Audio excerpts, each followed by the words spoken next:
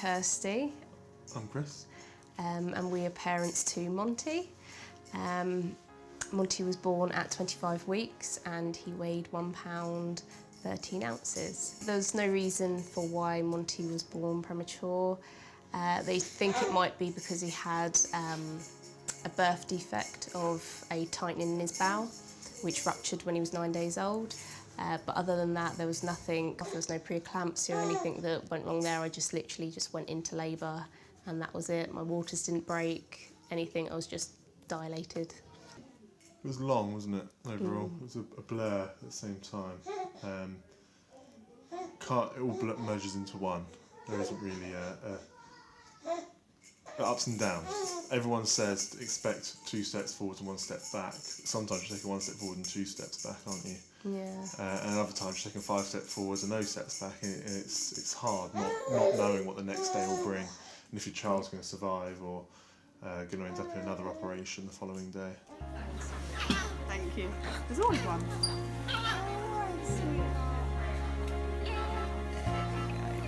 You're actually a lot bigger when you're on the left. I'm just going to get a stick from up there a bit more. So as I say, you will wiggle. Right. And sometimes it's even a matter of hours. So I know that Monty would be fine 1 hour and we'd go back, have some lunch, come back, and then he'd taken a turn for the worse. And it was just literally living your life hour by hour of whether, I know for Monty it was whether he'd die or whether he was going to survive. Monty left hospital on the 10th of February, and since then he's done really well. He's had no complications. We're heading into our first winter, so we'll see how that goes. But yeah, he's been doing really well. Just thriving since coming out, really, isn't Yeah, he? definitely. If I was to give someone any advice or tips, I'd say get a notebook and write it all down, because it does all blend into one and you find yourself sort of going, was that then? No, that was then. And it's good to sort of, even now there's things I wish I had recorded, or we took photos every day when Monty was in there and we planned to put a video together. We haven't done yet, maybe for his first birthday, but we planned to put a video of how he progressed and how big he got. But yeah, I'd say get a notebook, write it all down as much as you can for when you're out and when they get bigger as well. Mine and Chris's relationship was stronger throughout the whole thing, now looking back, and from day one we always said that we would remain positive for Monty no matter what was happening, especially when we were with him, we would be positive.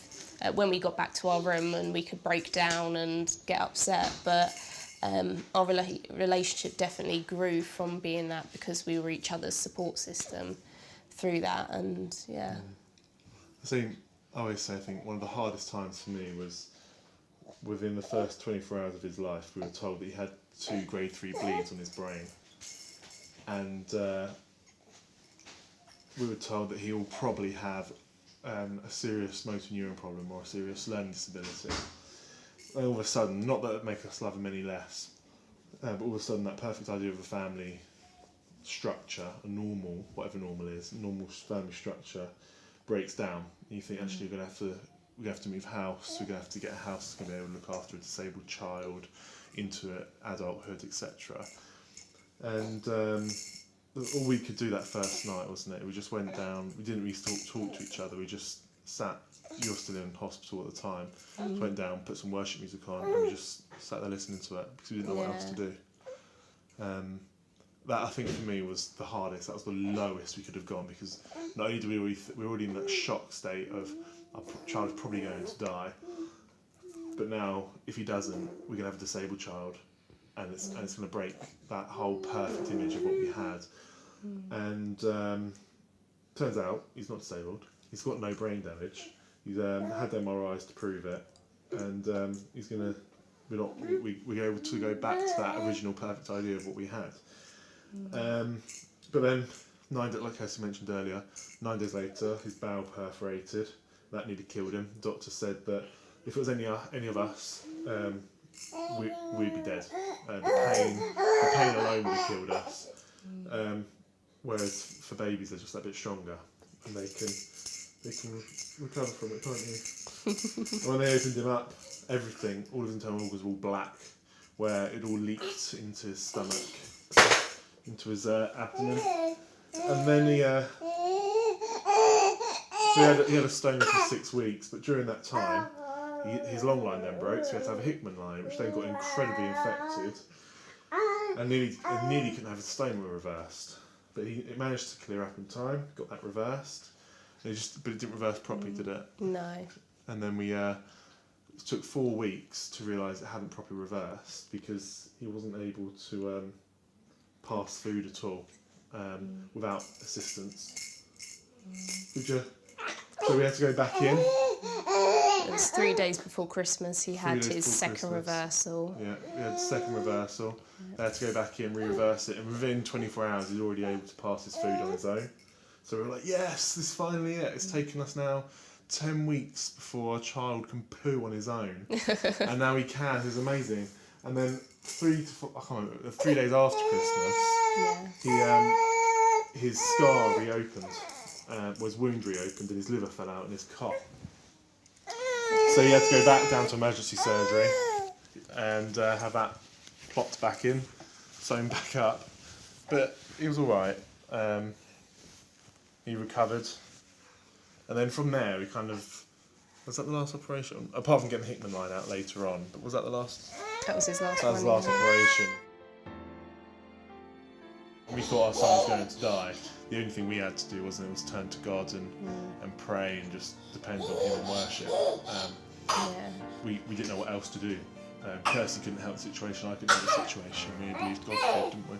Yeah. And I think that did, especially when we felt weak, we could turn to God for that strength as well. And there was so many sort of your friends and your family trying to help you through it, which is amazing and lovely, but at the same time they've never been through what you've been through, and they don't know what you're going through to a certain extent, because you kind of keep some of the bits away from your family because you know they'd worry. So I remember there was things like Monty had seizures and things which we never really told our family, and Monty had to have a cystic fibrosis test. And it took 2 weeks for the results to come back, so we had to wait for 2 weeks to find out if he had cystic fibrosis, which is a sort of a life-threatening disease and sort of a life-shortening disease. And we kind of kept that from our family because we knew actually that was something they worry about. Why do they need to know if he hasn't got it? Why put them through that? We always said, didn't we, we'd rather they just did the test without telling us. And actually in 2 weeks' time they can say to us, he has or hasn't got it. Yeah. Because actually we then went for 2 weeks thinking, actually, why are they testing this? And that they're testing it because there was a possibility he had it. He doesn't. There's a possibility he could have. So we'd rather they just did it without us now. So why would we put our family through the same situation? I think what I struggled with most being there, especially when Chris went back to work, was you didn't have anyone. We were miles away from home. We live in Hastings and we were in Brighton at the time, so we didn't know anyone. The only people we really had were the nurses. And what I really struggled with was, because he was there for so long, there'd be so many people coming and going, and you tried to make friends, but then they'd be gone the next week. And so you didn't have that support from other people. And even now, we don't really know many premature parents, or we've met a few, but they're not as prem as him. So in some ways, to us, we're a bit like, well, almost alienated. Yeah, we felt like we couldn't connect to anyone. But yeah, I would definitely say if you can go and support like a NICU or a SCBU and go in there and talk to people and chat to people and just be a ear, would be really helpful to them. Absolutely.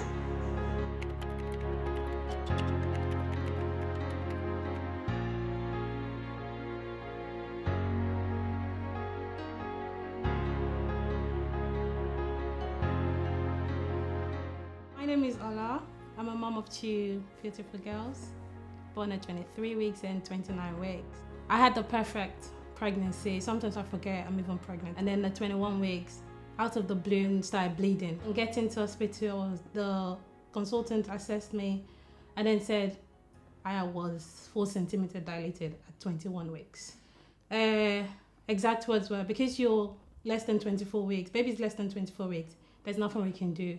We're just gonna wait for baby to come and we classify it as a miscarriage. That wasn't what any parent wanted to hear, and I was very devastated. And I started crying. And to my surprise, she told the midwife, oh, when she finished crying, I'll come back. She left. Midwife explained to me that, oh, because baby is less than 24 weeks, there is absolutely no chance at all. So we're just gonna wait.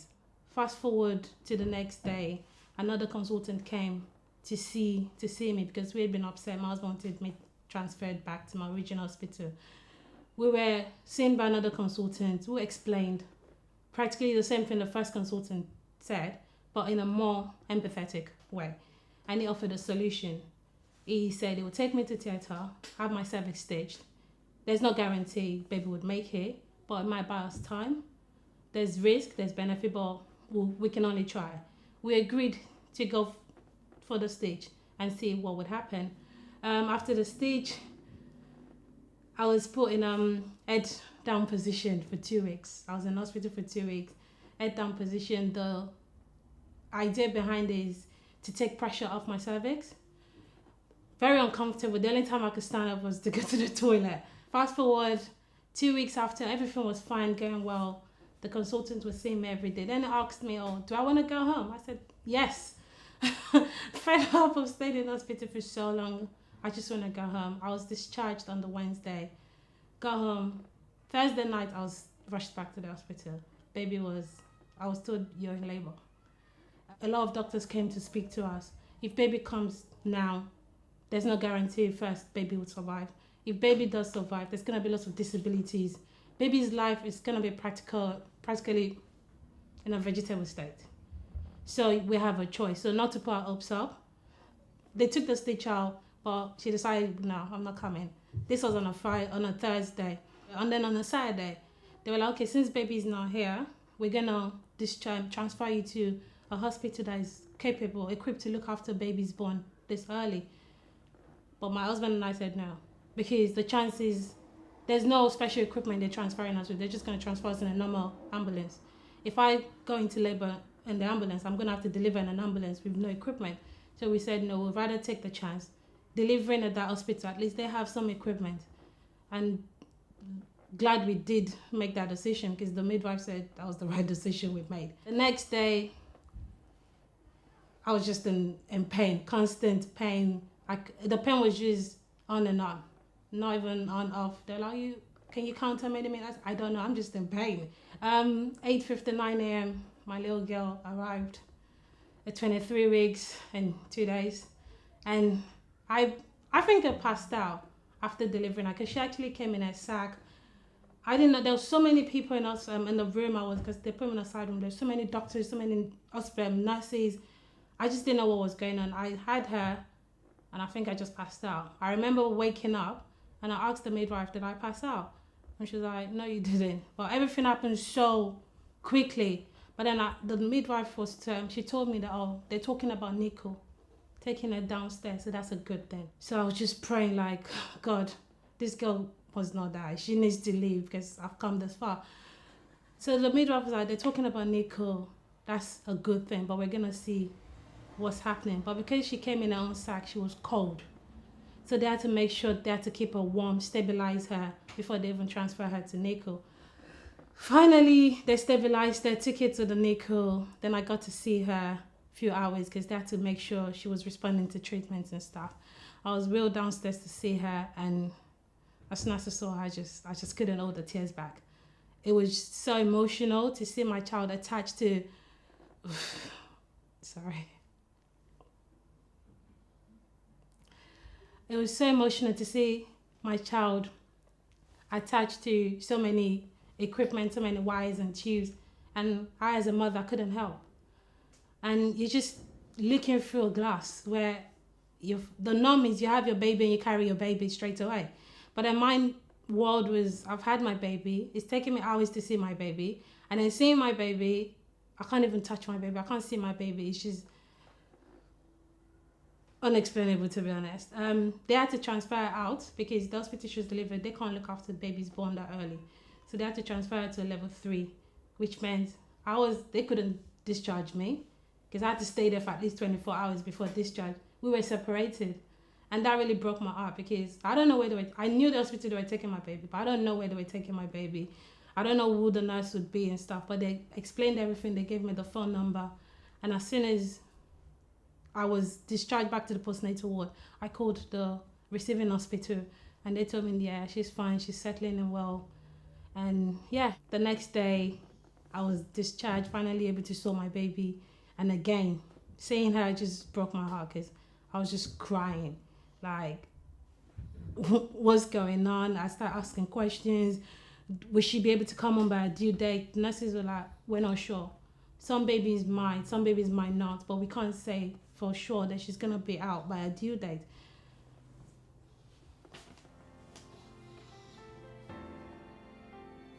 Yeah, like they were saying they were not sure she's going to be out by a due date. I kept praying, you know, at one point my husband, like, I thank God for my husband, thank God for God, and thank God for my husband. He was my rock. He was my support system. Yeah, he tried to encourage me, no, you don't need to cry, like, you need to be strong for her, she can feel your emotions and all that. That was the beginning of the NICU journey, to be honest. I started expressing milk the day she was delivered to take to her. And I remember the nurse telling me, oh, she's on 1 meal every 4 hours. I was like, that's tiny. She's like, yeah, that's more than enough for a tiny stomach. I was like, but 1 meal for 4 hours, that's a long time.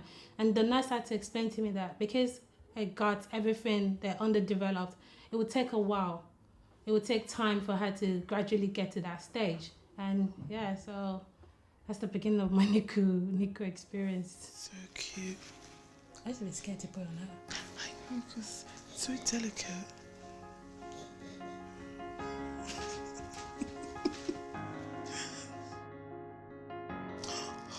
That was too big as well. Everything was too big. Everything was too big. You know what this is? I remember. Yeah, this is what she MG, pulled out. Yeah, MG2. Wow. Yep.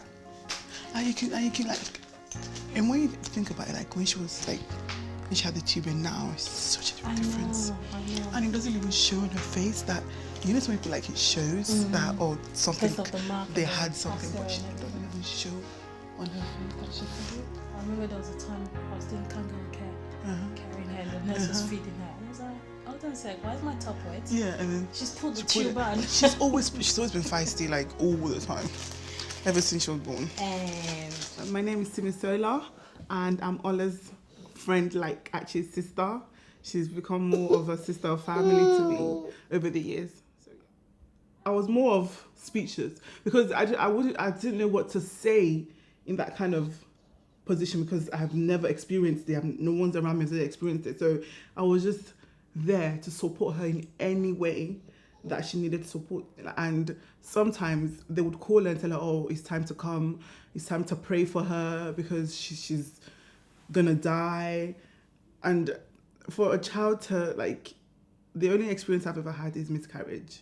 And I know how that feels. And when you have to push a baby and you know that this baby's gonna, like, literally die, it was really, so for me to like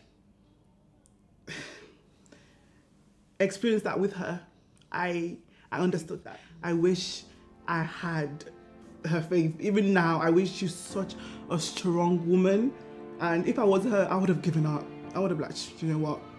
So many times doctors told her, just no point, like, just get on with it. Like, she's just a little baby. She doesn't know anything.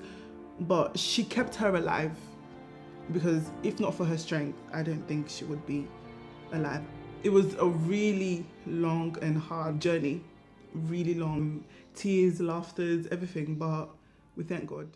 Deborah's testimony's little sister, she was born at 29 weeks.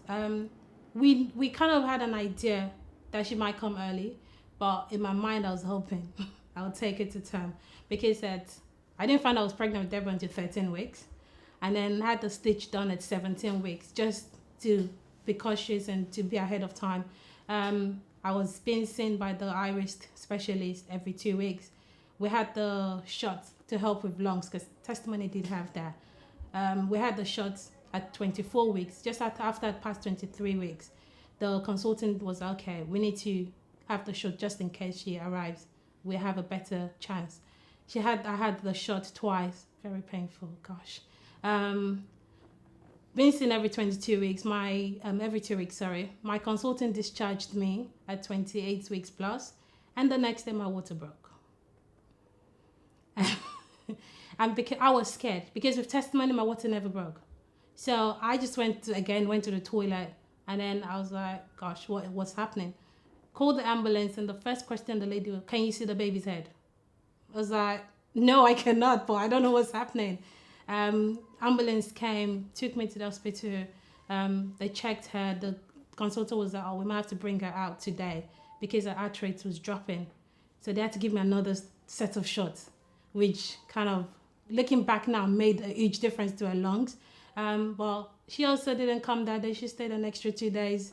But then the extra 2 days was when the surgeon did a scan, an ultrasound, and said there is no fluid around her at all. We need to get her out.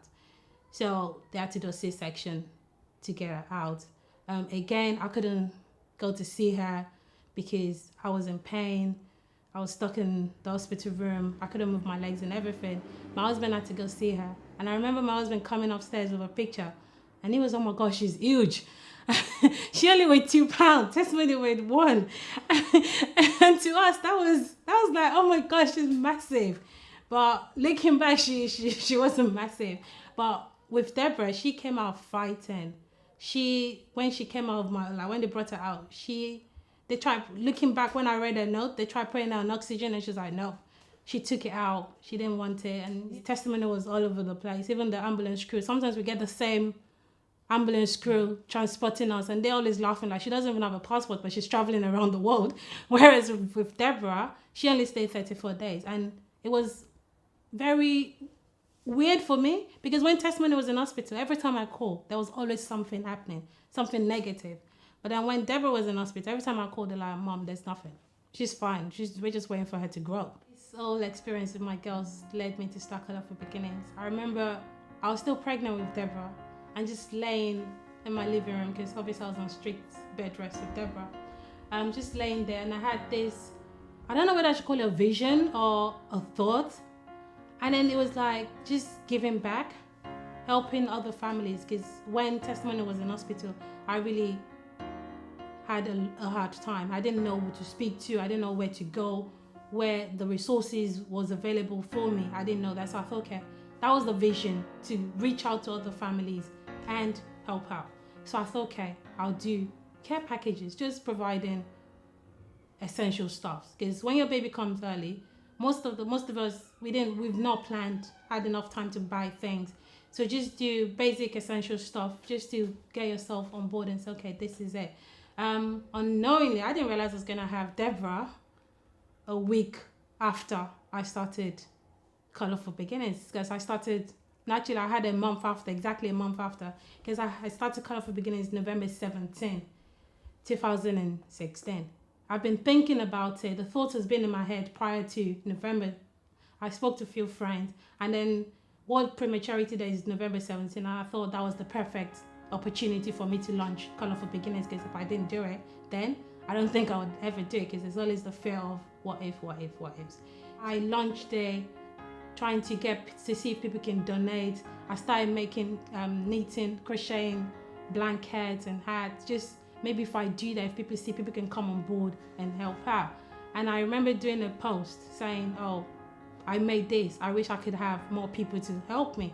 And funny enough, 2 ladies on Facebook goes, oh my gosh, I would help you. I love making things like this. I would help you. And I was like, okay, fine. So we started, I opened a GoFundMe page to help raise money for the care packages. I sort of had an idea what I wanted in the care packages and stuff. The first year, obviously, people don't know you. It didn't yield as much as I thought it would.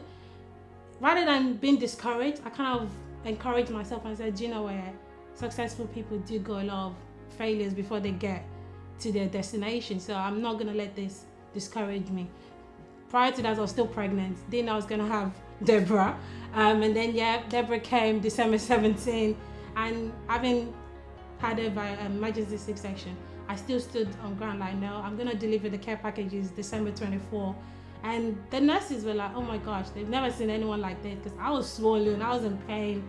My husband had to literally carry me and then just help me there. He carried all the care packages and I was just wobbling around and just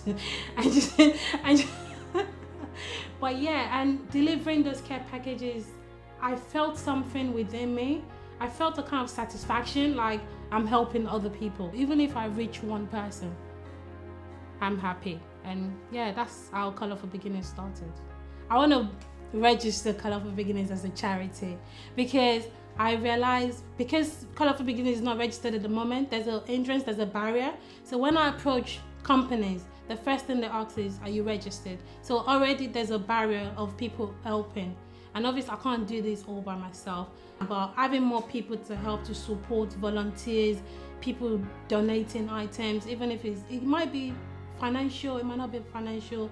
Like there's a particular lady, two ladies on Facebook, regularly they send blanket hats, and one of them just started the mini bonding hat for siblings, and I felt that was really thoughtful because I've never thought about that. I was thinking more for moms, but then siblings, it's nice to get siblings involved as well.